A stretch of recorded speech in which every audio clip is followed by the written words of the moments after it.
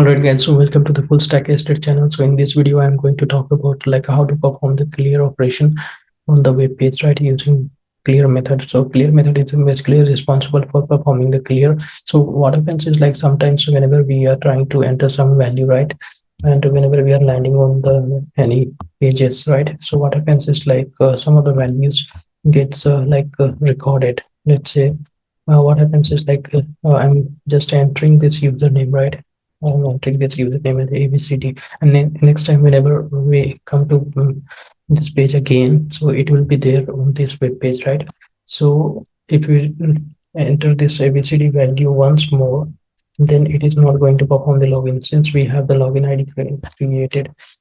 Since we have the login ID created for this user ABCD, right? And if it is going to append with the previous values in the text box, then it is going to fail. The login is going to fail in that scenario. So basically at that moment of time, what we do is like firstly whenever we are landing on any web pages, so that time we perform this clear method firstly, so that we have the fresh a fresh search or fresh entry to happen on the field, and it is not having any prior entered values, so that it is not creating some bad data. Because what happens is like if it is already existing data that is provided, so in that time it is going to fail. So we have to use this as a best practice in the automation testing. Like we have to perform the clear operation on any text box before entering any value.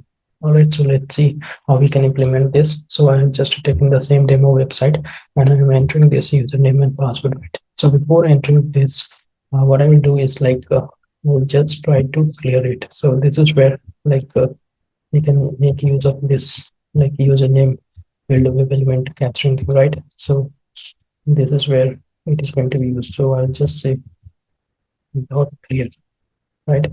You can see the a documentation. It says like if this element is a commentary element, this will reset its values. So reset means it is actually going to clear the values.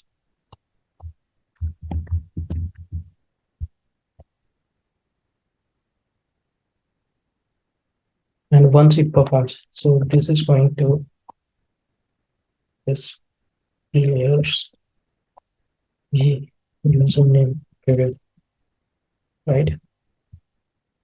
And again, once it clears, this will enter the value using send keys. And similarly, over here, we have to implement for the password as well, right? Let's say password dot clear. So this will clear the password field.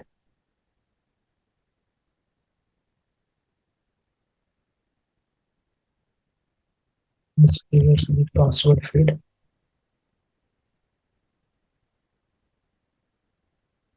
Then it will enter, right? So let me quickly run this.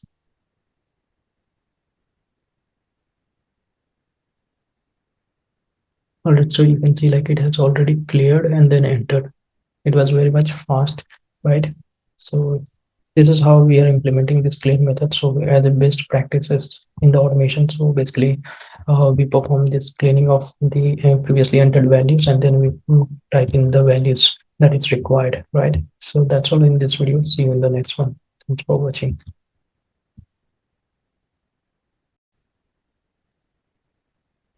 Alright guys, so welcome to the FullStackSDET channel. So in this video, I'm going to talk about another method, that is click method. So click method is basically responsible for performing the click action on any web element, right? Let's say if you are hitting any login button or any other web element on the UI, so we can use click method. So basically how it works is basically we can identify the path or the element, and then we just have to perform the click, right?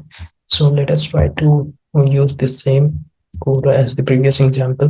So I am using this source demo website, and over here I'll just try to find the XPath code.